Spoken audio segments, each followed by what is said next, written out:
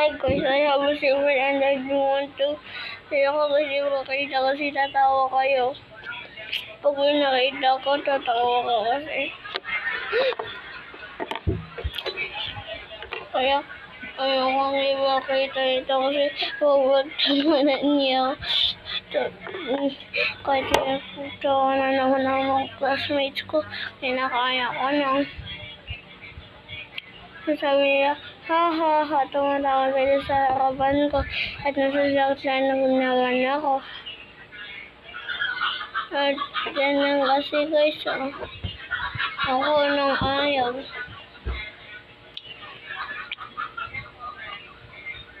Hindi ko, at yung rambutan, na-stuck dyan sa ano ko kaya lumaki yung pangako.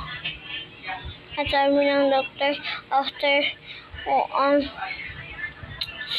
months, tsaka lang daw nila tatanggalin to kasi masyadong mahirap daw yung operation. Di pa kaya, kailangan nilang ibubuka yung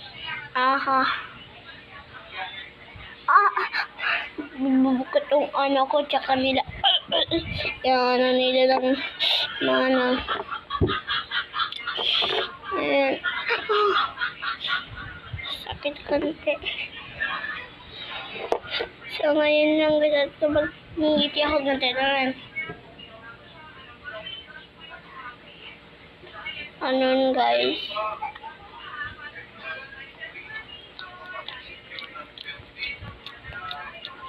At dito na lang ako umunguya. Hindi ko na yung makabukaw ng konti. So, ayun lang guys. Bye-bye. Sakit talaga ng dito ko. Guys, balik na ako. Okay na itong pangako.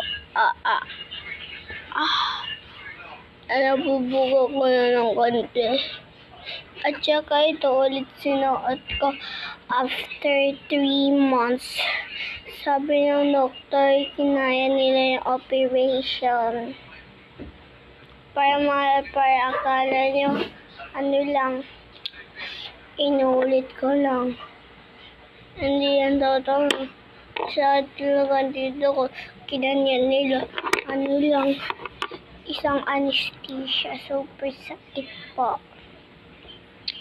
At po ngayon nilalamig po ako dahil tinanggal ko po yung ko po dito. Kaya sa mga tumulong, thank you po.